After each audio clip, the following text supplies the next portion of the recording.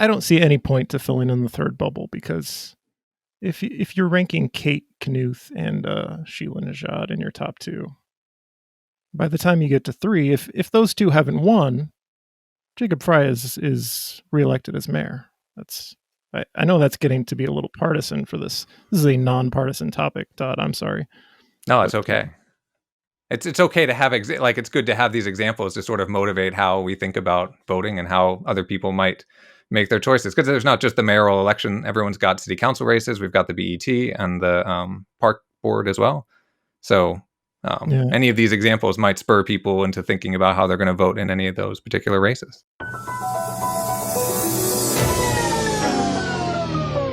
We're rolling. We're rolling.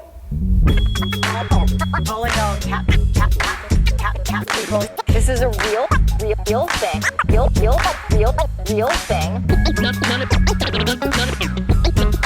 None of you have the balls to stop this. Stop this. I've got plenty of time. I have nothing else going on today. We're in the wedge neighborhood right now.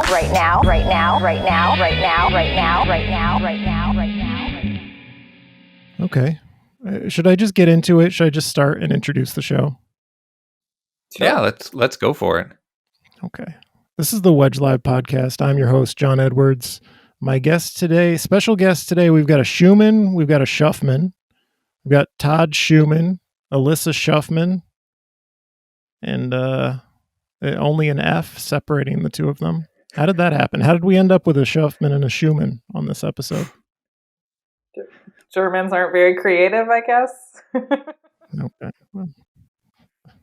And the theme for this episode, and I'm worried that we'll get 20 minutes in and we'll run out of stuff to talk about, because it's how to vote, ranked choice voting questions. Todd, you came to me with this because are you an expert? Can I call you an expert?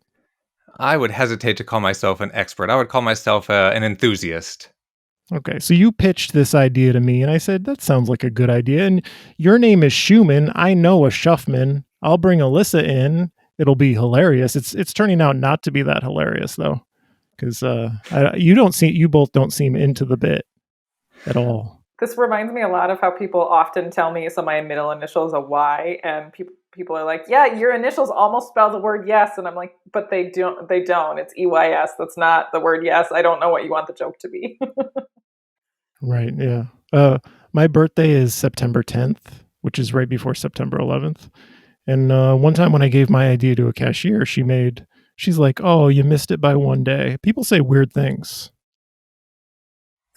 That's struggle to make conversation. I've been in retail. It's a struggle. Yeah. Okay. But the small talk is done. We're getting into the voting questions. Got it. Todd, isn't ranked choice voting super simple? You rank who you want, number one. Then your second choice, you rank number two. What is confusing about it at all? What is there to explain? Well, it's one of those systems that if you haven't been exposed to it before, it generates a lot of questions. I mean, I think I like your explanation of that right there. It's a way for people to express their preferences when they're voting for candidates in a way that's a little more dynamic than just a single vote. And so, like, I like to use the sort of the ice cream example. You guys like ice cream? Yeah. What's your favorite ice cream store up there in the wedge? Is it Bebe Zito? Is that what I'm supposed to like? I don't go to a lot of ice cream stores. I prefer the tub at Aldi. All right. Like, so let's say I want to make your day, and I say, John, I'm going to go to Aldi and I'm going to get you a tub of ice cream. What kind of ice cream would you like me to get you? Well, Aldi only usually sells a very limited selection, so I don't think we're going to be able to fill up the ballot. But Neapolitan, let's say Neapolitan. It's got 3 in the tub. I've got my ranked choices right there. I don't have to choose. It's got 3. Well, let's say I do my best and I try to find Neapolitan ice cream, but I can't. What would be the next thing you'd want me to get you? Vanilla, just vanilla. Vanilla. And if they're out of that, then what? Maybe strawberry. Strawberry. So now I have 3 choices that I can come back to you, and I know you're going to be at least a little bit more happy than if I just come back with like rum raisin or pistachio or some random flavor that you hadn't told me about.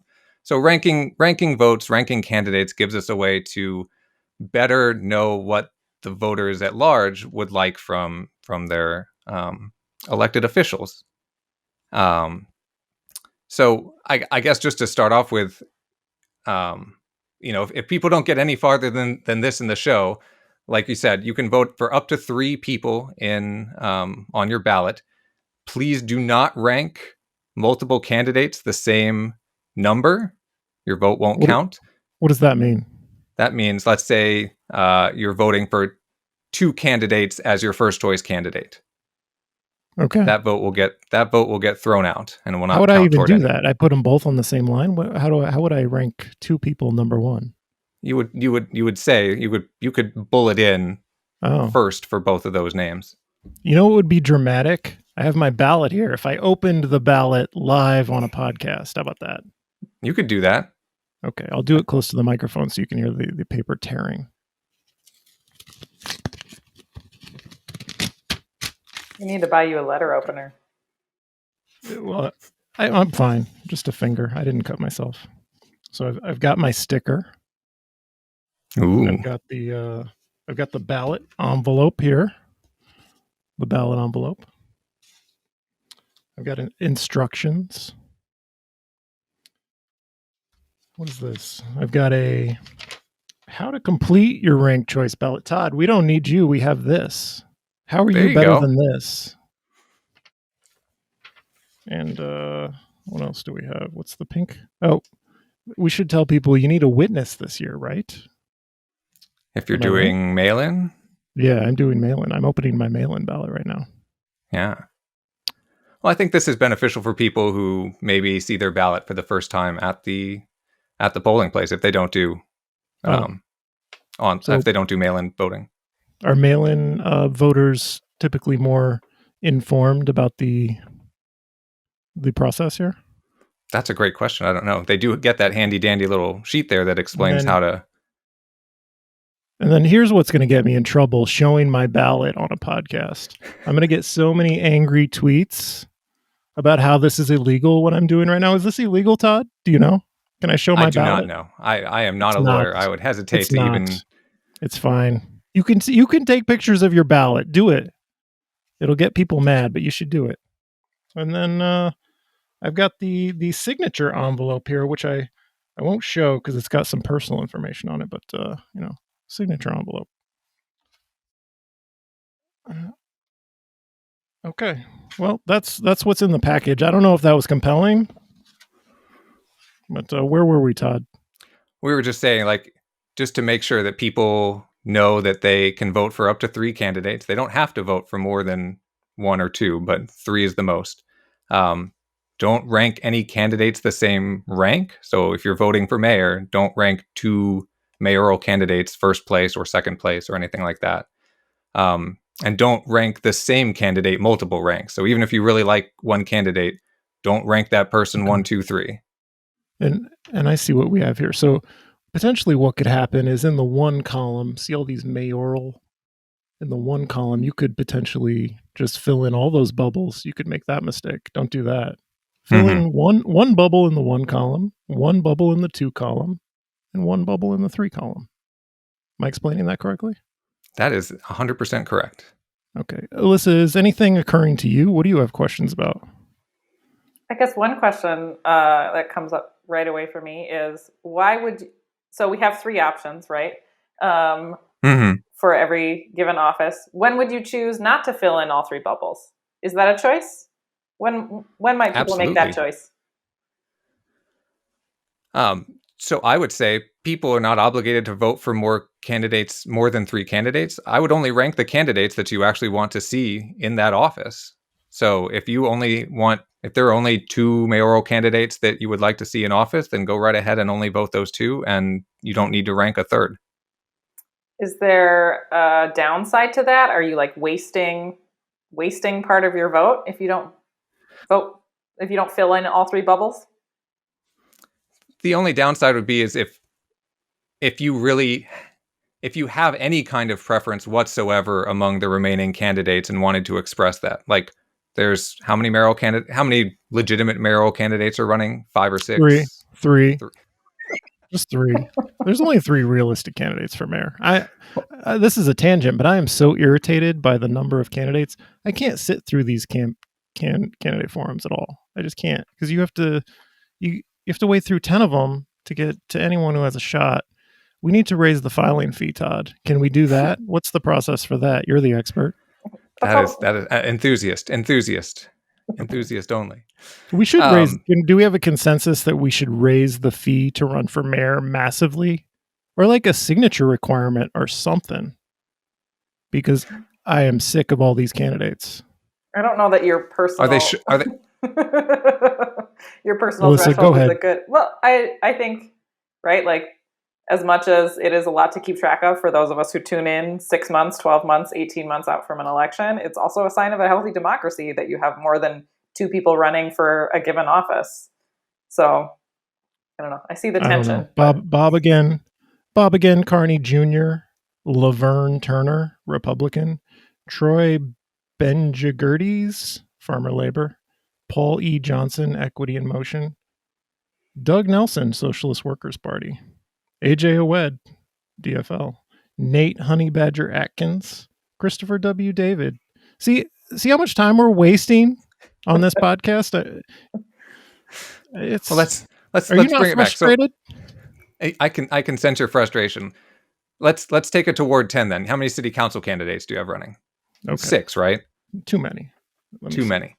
But at least there, where Six. if you have two candidates that you really, really like, and then among the rest, there is still some preference among those remaining 4. Like, maybe you don't like any of them, but there's got to be at least one that you dislike the least. And that's where my third vote would go. I would almost always vote 3 people, just because there's always going to be some person that you dislike least. There's always going to be a lesser of all evils that you would like to put as that third choice. Is my personal opinion. I think I've said this before, but I might rank third. There's a bunch of really terrible choices. I should probably cut this out of the podcast. Who would I vote third? Alyssa, who are you voting third? Can I ask? I don't know yet. You don't know. But someone, and not Jacob Fry. Yeah.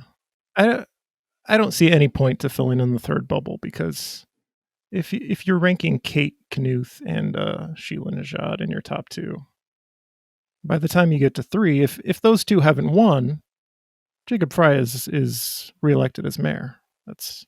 I know that's getting to be a little partisan for this. This is a nonpartisan topic, Todd. I'm sorry.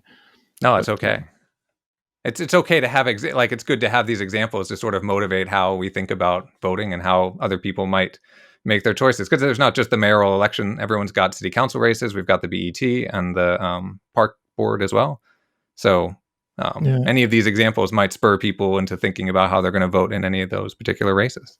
And I think the "Don't Rank Fry" slogan is maybe not important if you're ranking Sheila and Kate in your top 2. Because by the time you get past those top 2, it's going to be Fry if they haven't pulled it off. And I'm definitely deleting the part of the episode where I said I might rank. Nobody needs to know that. Is that going to get you canceled? I think so. I think this is on everyone's mind. Why, for Park Board at large, there are 3 at-large seats, and at-large means someone is elected citywide. That's an office that's elected citywide. Mm-hmm. Why don't we get 9 choices? Typically, you're getting 3 choices per seat in the council races and the mayor's race. Why aren't we getting 3 choices per seat for Park Board at large? That's a good question. It starts to get a little technical, but I'm happy to explain it if you'd like. Go. We have 90 minutes. All right. So for these multi-seat races, so for both BET, where we're electing 2, and the park board, where we're electing 3, you're still going to rank 3 candidates.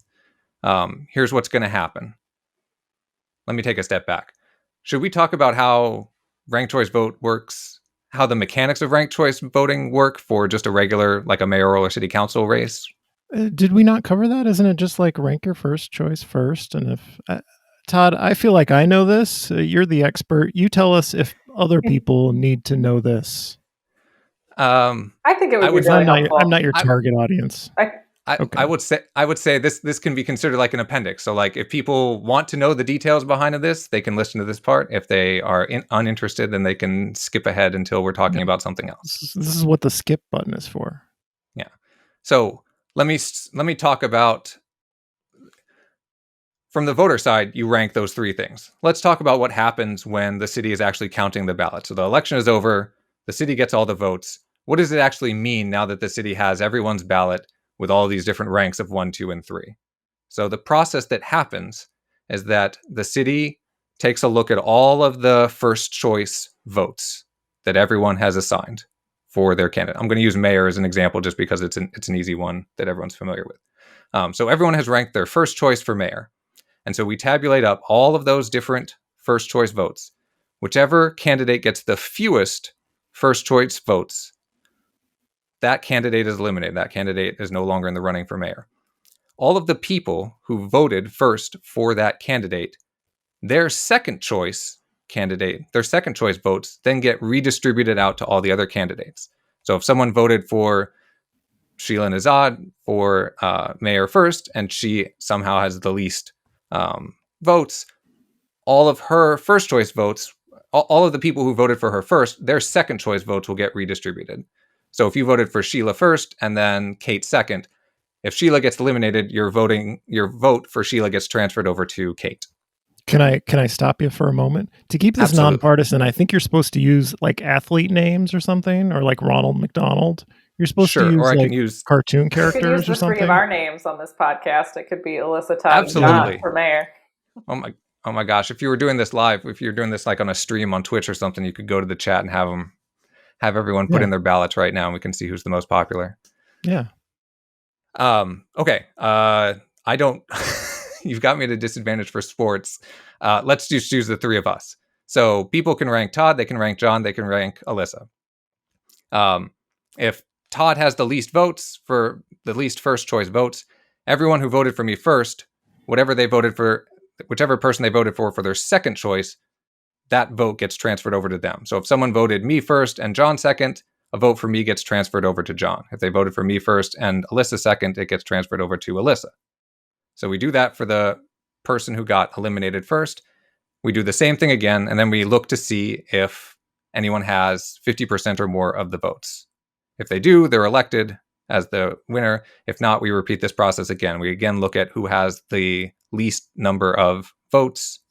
We eliminate that person from contention, and we redistribute their next rank of votes out to the other candidates. Makes sense. Does that make sense? I think doing mental spreadsheets on a podcast is maybe the most compelling thing you can do. What do you Are we glad we're here today talking about ranked choice voting? I'm always happy to be talking about ranked choice voting. I don't know about the rest of you guys. I get it. It's as simple as like you rank your first, and if your first isn't in, and then your second choice comes into play. But as long as your first choice is alive, there's no disadvantage. Here's another one. There are people talking about like, and I'm going to break my own rule, and I'm going to use specific candidates for this example. People who say, "Well, I'm only ranking Sheila. I'm not going to," and I hate Fry. And too bad, Kate Knuth. You're off my ballot. I don't like you at all. I love Sheila too much, and I won't use my second choice.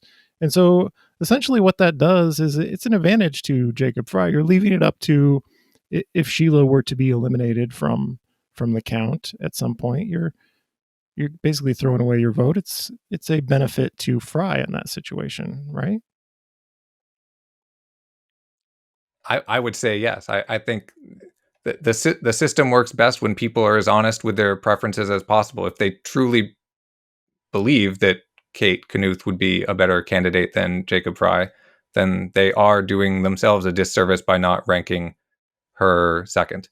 One of the characteristics of ranked choice voting or instant runoff voting, what we do is there's two principles called you can't harm your first choice candidate by ranking someone else below them. You can't help your first choice candidate by ranking someone below them either. So there's literally you can have no effect on your first choice candidate by any of your lower rankings. Like it will not help your first, if you prefer Sheila, it does not hurt Sheila at all to rank anyone below her. It does not help her at all to rank anyone below her. You can make you can't improve or decrease her chances by ranking anyone below her. It's mathematically impossible. So if you have preferences in your head about people, you should use them. Use up all your choices if you actually have preferences, right? That would be my recommendation, yes. Okay. Alyssa, I'm going over to you. This is a super basic term that I've heard floated a couple times. What does it mean when a ballot is exhausted? That's a great question. So an exhausted ballot is one in which let's say you vote for 3 long shot candidates. You rank long shot candidates 1, 2, 3. And so as those candidates get eliminated, once your third choice candidate gets eliminated, your ballot is said to have been exhausted because there's no other candidate for your vote to transfer to. It can't transfer to one of the front runners anymore because you've used your 3 choices. It's a phenomenon only for when you can. Since we can't rank every single candidate, a ballot can be exhausted. If we did rank every single candidate, you'd never have an exhausted ballot. But since we can only rank 3, if all 3 of your choices get eliminated, then that ballot is said to have been exhausted. Or if you just vote for one person and that person's eliminated. Basically, as soon as there's no more rankings on your ballot to transfer to someone else, it's an exhausted ballot. And that's just a normal part of the system, right? Like that's totally. I mean, it's basically equivalent to when we didn't have ranked choice voting, and you voted for one person, you could only rank one person, and then your person didn't get elected, and your ballot was exhausted. It's just a normal part of the process. Yep, that's a great way to put it. Yeah, so for example, if you ranked Nate Honey Badger Atkins first and Christopher David second and Mike Winter third, your ballot would be exhausted. That's an example of an exhausted ballot right there. Right, Todd? You got it. Okay. That is perfect. All right. So yeah, that's how it works for the single winner races for mayor, for city council. Yeah. Do we go to the park board at large question now? Why? And I'll restate the question. Why don't we have 9 choices for these 3 seats? If it's 3 choices for each seat in the other races, why not? Why don't we have 9 choices? Well, because you can still, the same effect is still in place. So ranked choice voting tries to waste as few ballots as possible. So let's say you're voting for, let's say, park board, and the 3 of us are once again running for park board. Well, that's silly. Let's say the 3 of us are running for BET. So only 2 of us are going to get elected to BET. The way it works is that there's a threshold number of votes that you need to get in order to get elected to the park board. And it's not important how that's calculated. There's just a threshold number. It's basically the number of votes you need to be mathematically guaranteed to get the job. Every vote that you get above that threshold, a fraction of the vote of all the people who chose you first and still have a second choice gets transferred to their second choice vote. So let's say, John, you exceed that threshold by twice as much. You get twice as many votes as you need in order to actually get to be elected. Ranked choice voting looks at that and says, well, that's wasteful for all those people who voted for John. Only half as many people needed to vote for John and you'd still get the job. And so as a bonus to everyone who voted for John, half of their vote gets transferred to their second choice. Because they only needed to give half a vote to John. If everyone that voted for John gave half a vote to John, he'd still get elected. And so by transferring as not a reward, but as like compensation for quote unquote wasting half a vote on you, they get their second choice, a half value of their second choice applied to whoever their second choice is. And so that's why we don't need to have nine ranks for the park board or for BET, because you're still getting all of the benefits of ranked choice voting by ranking just 3. Because any excess vote that gets accumulated by a candidate gets shifted to those voters' second choices. I don't know if I'm happy with that. It doesn't feel satisfying to me. Alyssa, do you like that explanation? Either the explanation or the process. Are you happy with that? I mean, the explanation is super helpful because I've read what you right. I've looked at how ranked choice voting works online and read through it and been like, I think I understand this, but I'm not totally sure I understand this. So like between having read it online and having heard you explain it, I'm like, oh yeah, I understand how this works now. So that was very, very helpful. I don't know that having been 30 seconds into my certitude about how it works in this particular instance, I'm not sure I have a strong reaction to whether or not I like it yet. I'm going to think about it a little bit more. It feels too complicated. I just give me 9 choices. Is it actually better than giving people 9 choices? Is that a better system? Because it seems more confusing. I have not thought about like what I haven't thought about what a system would look like. I'm an enthusiast only. I'm not in the business of designing voting systems. I can only speak to the system that we have and what it attempts to do and how it attempts to do it.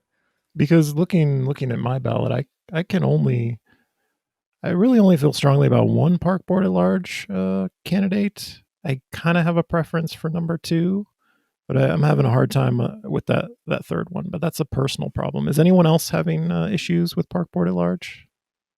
Let's get political. I think more broadly, decision fatigue is very real for people, like in society, and then also especially during the pandemic. And so I think it's like worth considering that most people are gonna do, like, a lot of people do the thing where they like used to walk up to the voting booth and they would like Google real quick what the Star Tribune said about different candidates on their phone and pick some candidates based on one questionnaire that they looked at 5 minutes before voting, right? Like, I don't think it's as much as like I care about all of the Parks Board races. Like, if you ask me to rank people 9 all the way down to 9, I probably couldn't differentiate after 4, even with like my best efforts and attention, right? It's just like too many people. I think a lot of people are just picking the names that they like for these races, which is why I have some skepticism about these obscure elected bodies in general, like BET, Park Board. I have to think a large segment, if not most people, have no idea who any of these people are. And they're just picking a name that looks nice to them.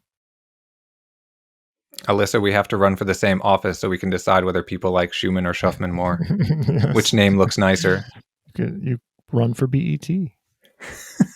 Well, based on the lack of luck I have with anyone spelling my last name correctly, you're probably coming out way ahead in that election. One time I tried to send you an email, Alyssa, and I think it was a podcast related thing, and I accidentally sent it to Todd because, and I don't want to give away anyone. I don't want to give away anyone's email address, but you have an email address that is just one letter off, and so I made that mistake. I think Alyssa brings up a good point, though, that there is a lot of decision fatigue, and I think the city has an obligation to do outreach on this whole ranked choice voting process. Like, I think at the base level, just going out and making sure that people understand rank your top 3 candidates. Like, what does that even mean? You don't have to rank all 3 if you don't want to, and be sure to not, rank the same candidate twice or rank multiple candidates the same rank, because that will spoil your ballot. And if there's any confusion or uncertainty about that within populations within the city, it really decreases their voting power. And so I think it is incumbent upon the city to do good educational outreach, because it is one of the downsides of using a system like this. I fully support and endorse using ranked choice voting and other alternative voting systems, because they give voters more ability to express their preferences about candidates. But that comes at a cost. We need to do the educational outreach to make sure that people understand what the process looks like. We don't need to get into the nitty-gritty of how the votes are counted if people don't care about that level of detail. But they absolutely need to know what it means to rank a ballot and what will happen, the ways that they could possibly mess that up. So I feel very strongly that education about this process is super important. I'm glad they include the instructions in the ballot. I'm sure they have people on hand at the voting sites to help people with this as well. But it is very important, if we're going to use this system, to do the work to make sure people know how it works. Go ahead. I was going to ask: is the explainer you got only in English? I couldn't see it closely enough. Your video is very Let's see. tiny on my screen. Was it which color paper was it? Okay, I found it. Okay. Yeah, it's only in English. Do they have our language preference on file? Does anyone know that? Or are they really just sending this only in English? I couldn't tell you. I don't know. I'm not aware of the It's city being English. able to store your language preference in any way, but maybe they have the ability to do that, and I just don't know about it. I could add in. I don't know, John, if you do show notes for the show, but I do have a couple. NPR has a couple of really good explainer videos for ranked choice voting for people if they're interested in seeing just a very quick summary of how things work behind the curtain. So I Okay. could either link those or send them to you afterward. Send me those links and I'll put them in the description. Super. Are either of you familiar with the 2017 example of Steve Fletcher in Ward 3, who actually finished second on the first choices and ended up winning? Sounds Is like that a you good want to case talk study, about it, Todd? I do want to talk about it. Todd, are you familiar with that example? I feel like it's maybe... Are there any other examples of a second choice, like a person finishing second among first choices, coming back and ending up winning? Do you know, or am I asking you something beyond your enthusiast expertise? I do not have like an example just ready to go of situations where that happens. Well, it happened to Steve Fletcher. I'll tell you that.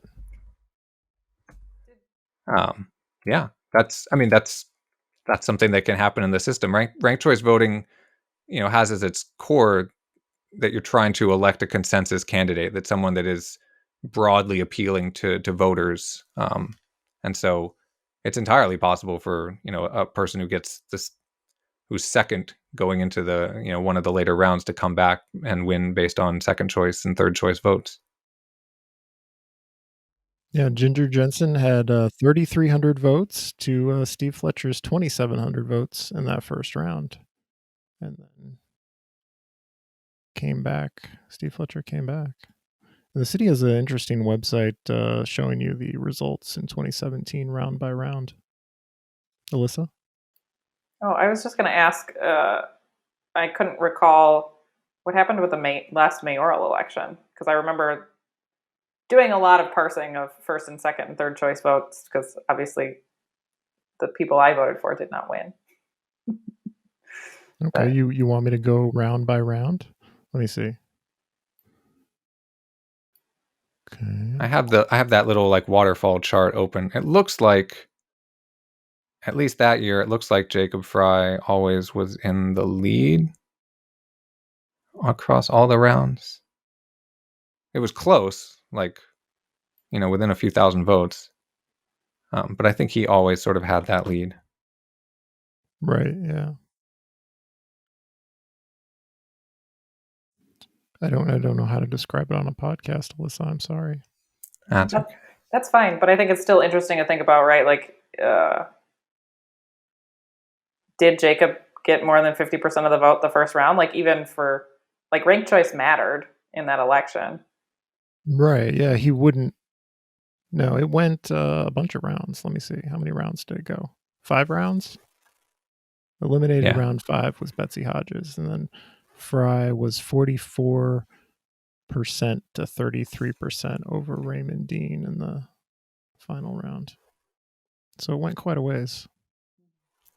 I mean, it's one of the things that's appealing to me about ranked choice voting is that, like, if you just cut it off at that first round, I mean, even if it doesn't change the outcome, Fry would have been elected with whatever that is, 20%, 25% of the electorate. If you're just using a normal, like, whoever gets the most votes wins.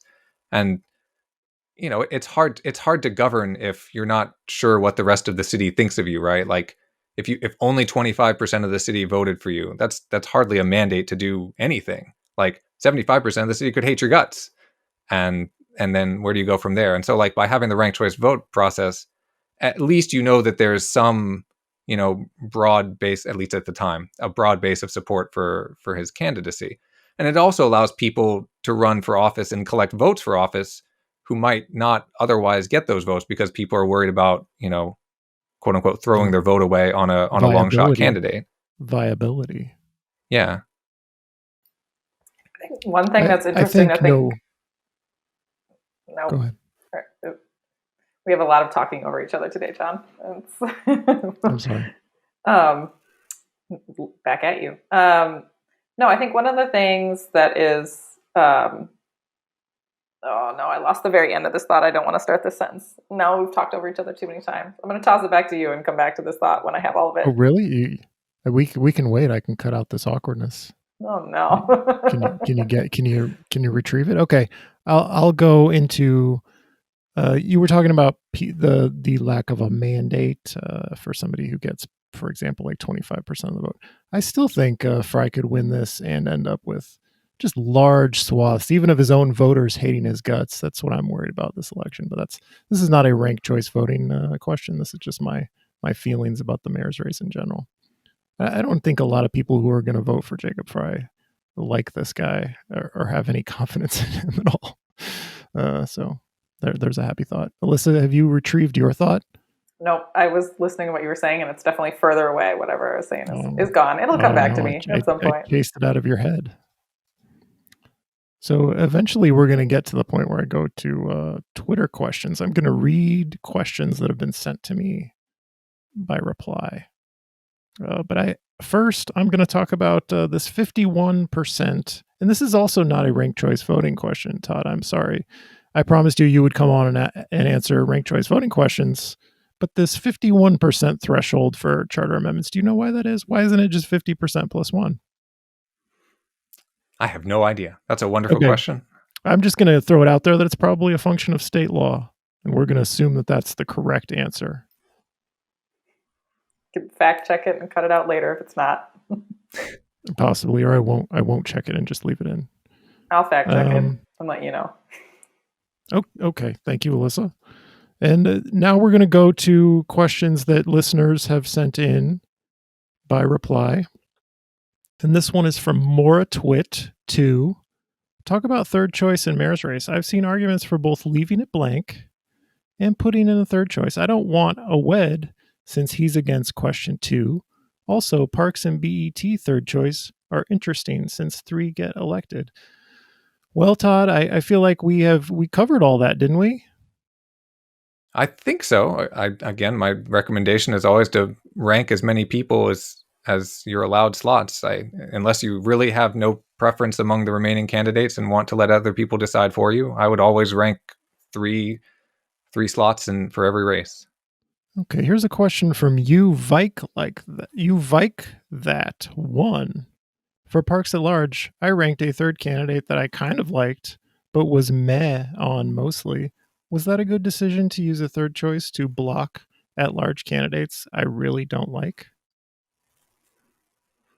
I think if that person has a preference of that blah person over the other remaining candidates, then that's absolutely a good way to use their ballot. It's difficult to.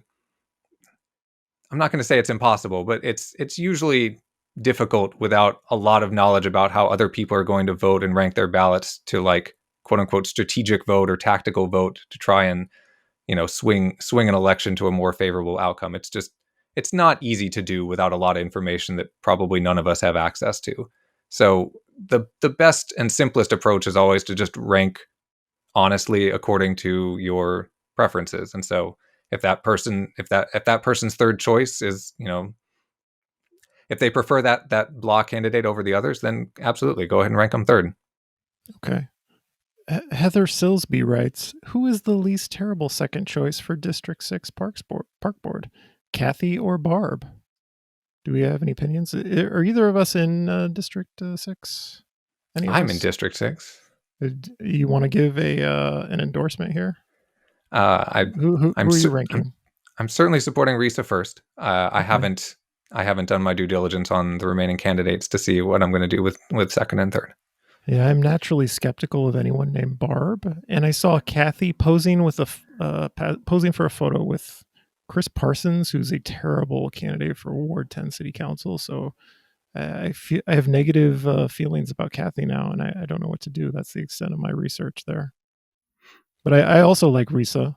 Vote for Risa. I've endorsed Risa.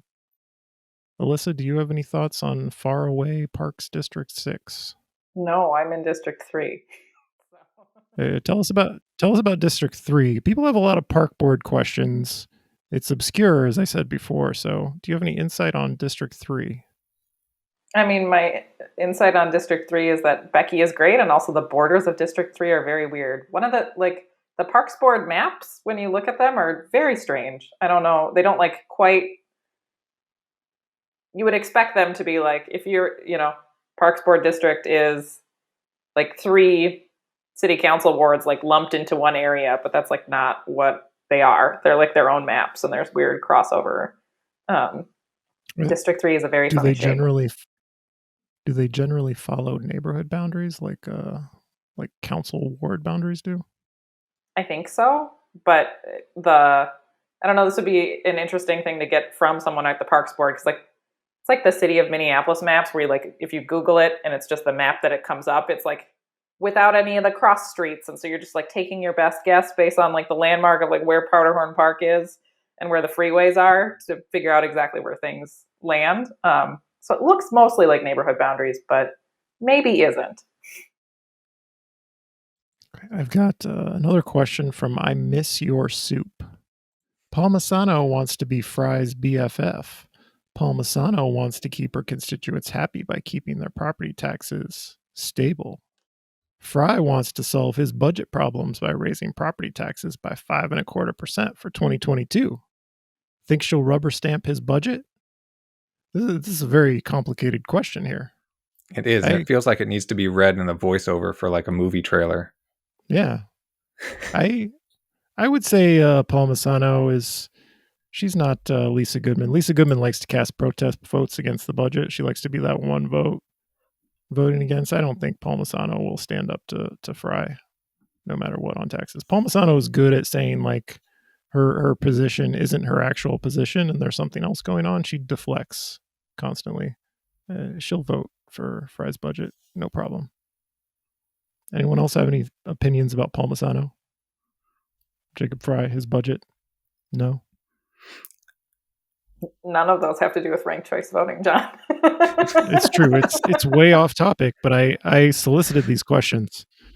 Todd, you're in Ward 13. Are you in a position? Do you have an opinion on Linnea Palmisano that you want? You don't have to express. Sorry to put you on the spot. I don't know if your job depends on funding from the city or what. It doesn't. Oh, geez. Oh, sorry about that. You got a trap or something behind that picture? What is going on? I've covered the buzzer for my building with this Arby's photo. So I don't usually have people visiting me during a recording. It's the first time that's happened. Where were we? That was very scary. Fry's budget. And Paul Masano, were you going to offer an opinion on Paul Masano, or is that too sensitive a topic? I would just say my experience living in the ward is that she's very in touch with what her constituents want, and typically votes accordingly. It's true.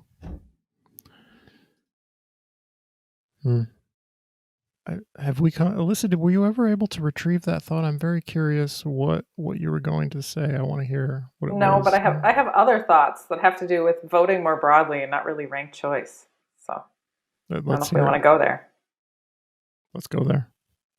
I don't know. I have just been ruminating a lot on, I think, this thing that happens in Minneapolis all the time where we referred to it earlier, restrictions at the state really impact us at a local level, and seeing some of the I think it was the Senate majority putting forth some voter restriction proposals, right?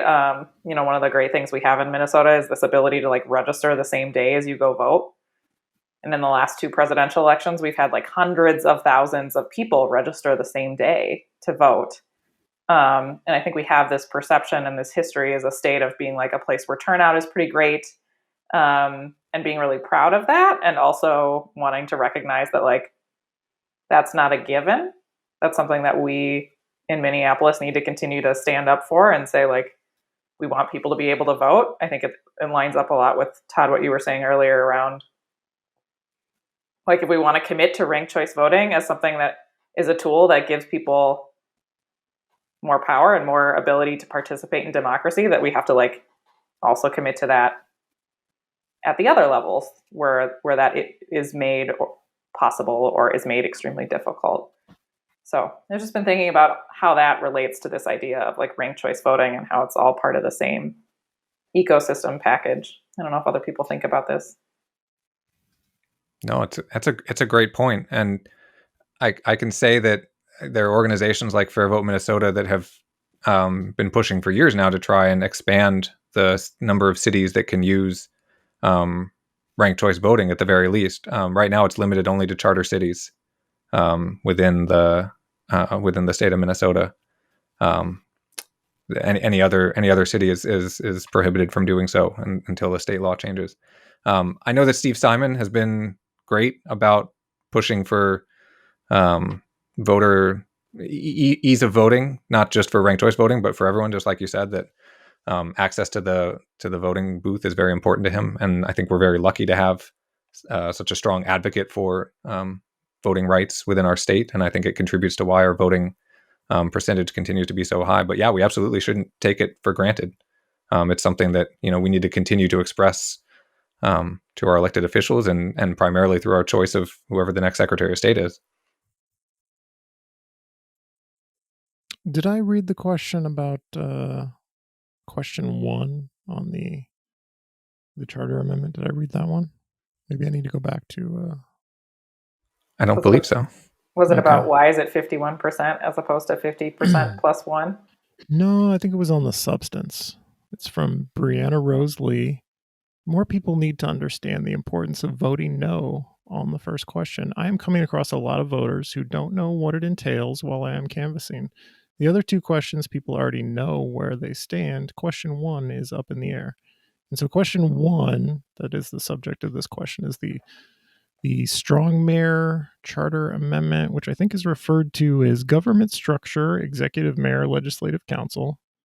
And I'll read the question. Shall the Minneapolis City Charter be amended to adopt a change in its form of government to an executive mayor legislative council structure to shift certain powers to the mayor, consolidating administrative authority over all operating departments under the mayor, and eliminating the executive committee? Yeah, I feel like that one's going a little bit under the radar, and it's frustrating to me. I get angry about Strong Mayor all the time. Does anyone have thoughts? Todd, do you have thoughts about Strong Mayor? Is this beyond your expertise? I mean, it sounds really vague. I don't even know what I'm voting on there. I think we should take it to the courts. Very true. Alyssa, do you have thoughts about Strong Mayor? I mean, I think per my comment earlier, I am pro-democracy, and things that are a consolidation of power are generally in the opposite direction of democracy. So I can't say that I would support consolidating more power in a single office. Yeah. And have you seen those yard signs that have they're for question 1. They want to vote yes on question 1, and it's like 14 bosses and then like the no symbol through it. It's like say no to 14 bosses. I feel like the implication there is that Jacob Fry has been held back. He's been handcuffed. He hasn't been able to do what he needs to do as mayor because of the 14 bosses situation, which is a reference to the 13 members of the city council. What people need to know is that Jacob Fry is the single boss. MPD is different than any other city department in that the mayor is the single boss of MPD, and the chief reports to the mayor. That is how it works. And this is just a distraction to absolve Fry of any responsibility for anything that's happened over this last term. But we don't need to give the mayor more power. I don't think. That's my Strong Mayor pitch. Don't vote It makes for sense. Vote no. Vote no on question 1. And I think not just like this mayor, but any mayor. Like we don't need to give any mayor unilateral control of a lot of things. Certain Yeah, I things. think We don't know what those certain things are because the question, what does it refer to? Certain powers is the shift language. shifting certain powers to the mayor. Yeah, what are And certain so powers? this the That could mean question. anything. I wouldn't It vote for means that that. the city council. So the way it works now is the city council directs staff, and like staff write the legislation at direction of the city council. It's and the city attorney's office is unable to answer questions about exactly how this is going to work. We don't really know how it's going to work, which is a line that gets thrown around about the question too. Um, my feeling is we don't need this. Where is this coming from? Why are we talking about this now? The problems we've had over the last term have been about public safety.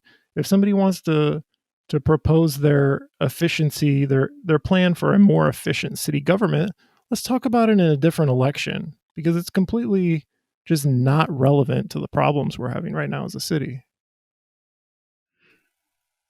Yeah. My main argument against it is to Alyssa's point that the concentration of power in a citywide office, um,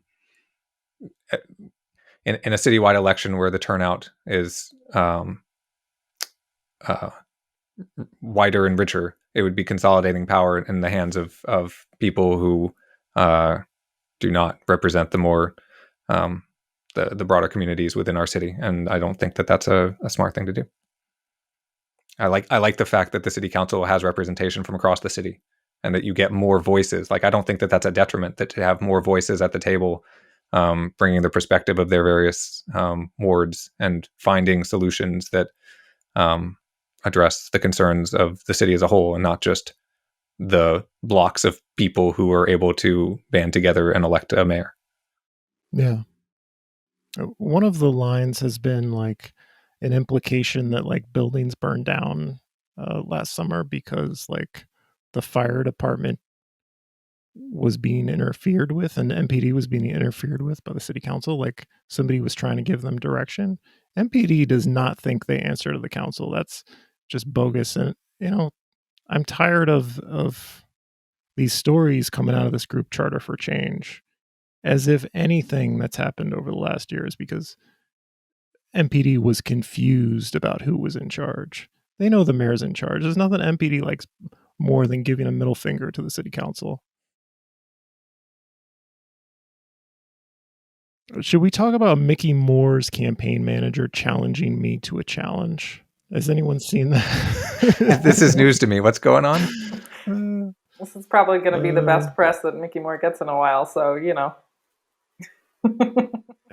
Yeah. Is this like an arm wrestling contest? What kind of challenge has he issued here? So Mickey's campaign manager is Alexander Min, who is the son of developer Steve Min. And so last week, I forget when it was, but I put up this video of Mickey Moore like laughing and scoffing at Jason Chavez giving his pronouns. Jason Chavez is running Ward 9. Mickey Moore is also a Ward 9 candidate. And at a candidate forum, Jason Chavez introduces himself, gives his pronouns, he, him, his, and Mickey Moore immediately like rolls his eyes and laughs at it. My name is Jason Chavez. My pronouns are he, him, his, and I'm running to represent Ward 9 on the Minneapolis City Council. And so I posted that video, and it's sent Alexander Min into a tailspin. And here's what he wrote to me in a tweet. I challenge you to a professional and personal challenge, a debate on political ethics in Minneapolis. If I win, you pack your bags and leave Minneapolis. You can name your price if you win. So, Todd, as a ranked choice voting expert or enthusiast, how would we decide who won? What would be the mechanism to decide who won? Because he says, I challenge you to a professional and personal challenge. I don't know what that means, but how would we decide who won? My goodness. I mean, if in order to have ranked choice voting, we'd have to have more than 3 choices. So if the only 2 choices are, what's his last name? Min? Steve Min? The son, Alexander Min. Alex Min. If the only 2 choices are Alex Min defeats you triumphantly and you have to pack your bags and leave town, or he hands you a cartoonish bag of money with a dollar sign on it. I mean, you're looking more for like what kind of challenge could help would help the people pick between these two outcomes. I Yeah. think you should have a challenge where both of you have to explain ranked choice voting. Right.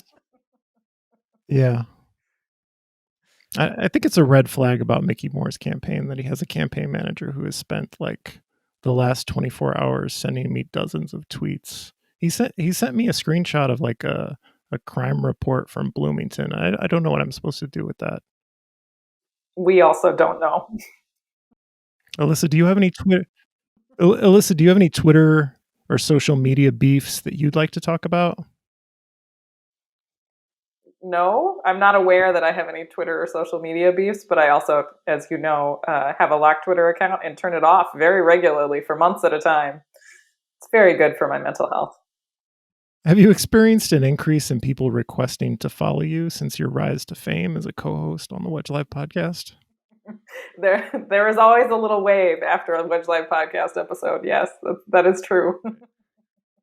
Is your Twitter account currently active? Because I want to put it as your little descriptor under your name. I will leave it active through the election, just for you, John. Okay, so you're going to have an influx of followers. Todd, are you on Twitter?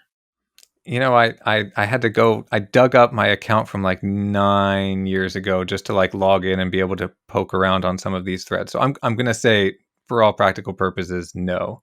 But if you post to the Wedge Live main account, I usually see it. So I guess I'll just put like ranked choice voting enthusiast under your name for this episode. I love it. Is there anything we haven't hit, Todd? What are people confused about that we haven't talked about? What do they need to know? Or have we hit it all? I think we've hit a lot of it. I think, just what we said at the top of the show, I would strongly encourage everyone to rank, fully rank out the ballot for all of your choices, although nothing forces you to if you don't want to. Don't rank multiple candidates the same rank. Don't rank the same candidate multiple ranks. And be honest with your votes. I think, there's, like you mentioned, there were a couple of people who were thinking about ways to try and like, well, I'm going to try and not vote this person because I'm trying to, get a better outcome. Any of those things, none of us have the information that it would take to like try and play those kinds of games. And so I think it's just the system works best when everyone ranks honestly, and, whatever that outcome happens to be, that's the result of that election. But I think people will try and, 200 IQ, big brain, some of these things to try and get a better outcome. And most of the time they're just going to trip themselves up. So just rank honestly, fill out your ballot. If you have any preference among any of the candidates, even the ones that you don't care for, go ahead and fill those out. It's worth it. And Alyssa, have you retrieved your thought? I really want. No, that thought is gone. But I do have a closing thought, which is like, the election is just the start of something, right? Like, I think we all tend to think about it as like the finish line, especially if you're really involved in campaigns or start following things early on in the election cycle. And it is, in fact, just a starting point for us to organize and continue to make the change that we want to make. And obviously, there will be material differences between different candidates at different positions. But I think like the organizing work and building community in advance of elections is like it's more of a, it's a starting point and like where we kick things off, and not really a finish line. So encourage folks to think of it that way, and also like manage their energy accordingly. Yeah. It's not over in November. We got to keep going. Yeah, because it gets very apocalyptic with the no on two people, the people who are against the Public Safety Charter Amendment. The argument is, 30 days after the election, like the chief disappears, like he melts into a puddle and MPD goes away. That's not how it works. This is a voting yes, and if yes passes, is a permission slip to begin very incremental changes. The idea that this is going to be immediate or radical or or will happen without deliberation is just a lie. And so you should hold the mayor responsible for those mailers that are coming to your house trying to scare you. It's not true. It's not how it'll play out. And if you're honest with yourself, you know you're being lied to. So don't believe it. Okay. This has been the Wedge Live podcast. My guest has been Todd Schuman, who is a ranked choice voting enthusiast.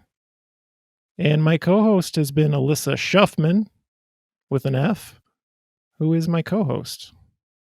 And where can we find you on Twitter, Alyssa? At Schufman. It's my last name. Schufman. Okay. Did I say I'm the host? Did I say my name yet? No, but you should. Okay, I'm your host, John Edwards. And support the show on Patreon or support Wedge Live. It's not just a podcast. It's the whole thing. So patreon.com/Wedge Live. I always forget to do that. Support the show.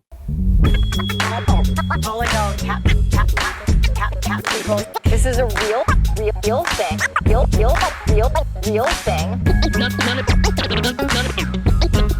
None of you have the balls to stop this. Stop this. I've got plenty of time. I have nothing else going on today. We're in the Wedge neighborhood right now.